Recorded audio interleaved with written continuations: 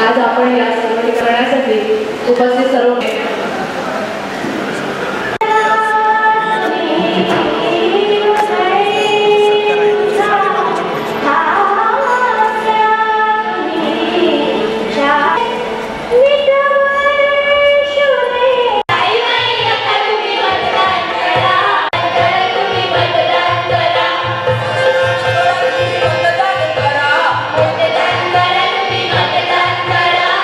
Doctor किरण महाजन, पालघर जिला।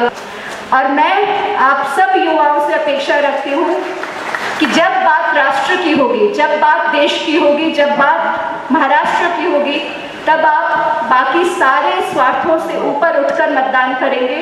परत आपल्याला सर्वांना शुभेच्छा राष्ट्रीय मतदार दिवसांची।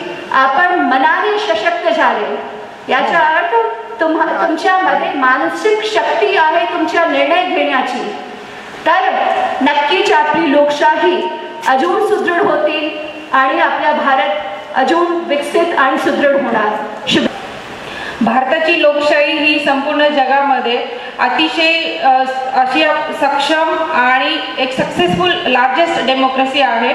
जगातील सर्व देश हे आपल्या देशामध्ये येऊन खास अभ्यास करतात की भारतामध्ये नक्की असं काय आहे की ज्याच्यामध्ये खूप साऱ्या भाषा बोलल्या जातात, खूप साऱ्या जातीचे लोक आहेत, धर्माचे लोक आहेत आणि अशा वातावरणासुद्धा मध्ये ते अतिशय एकजूटपणे राहतात।